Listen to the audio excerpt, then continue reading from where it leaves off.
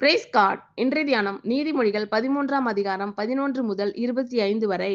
வஞ்சனையால் தேடின பொருள் குறைந்து போம், கைப்பாடாய் சேர்க்கிறவனோ விருத்தி அடைவான். நெடுங்காலமாய் காத்திருக்குதல் இருதயத்தை இளைக்க பண்ணும், விரும்பினது வரும்போதோ ஜீவ விருட்சம் போல் இருக்கும்.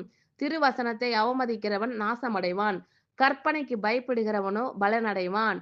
ஞானவான்களுடைய போதகம் ஜீவ ஊற்று, அதனால் மரண கண்ணிகளுக்கு தப்பலாம்.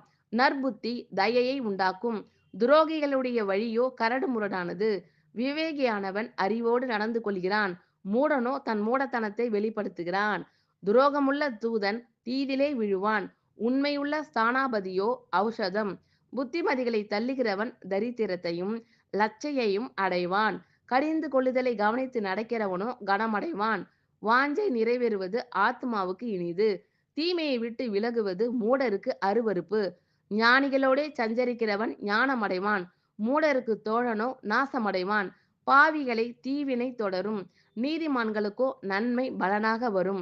நல்லவன் தன் பிள்ளைகளின் பிள்ளைகளுக்கு சுதந்திரம் வைத்து போகிறான், பாவியின் ஆஸ்தியோ நீதிமானுக்காக சேர்த்து வைக்கப்படும்.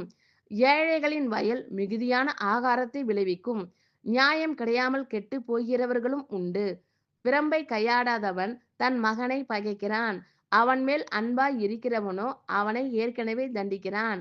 நீதிமான் தனக்கு திருப்தியாக புசிக்கிறான், துன்மார்க்கருடைய வயிறோ பசித்திருக்கும். ஆமீன். Thank you Lord.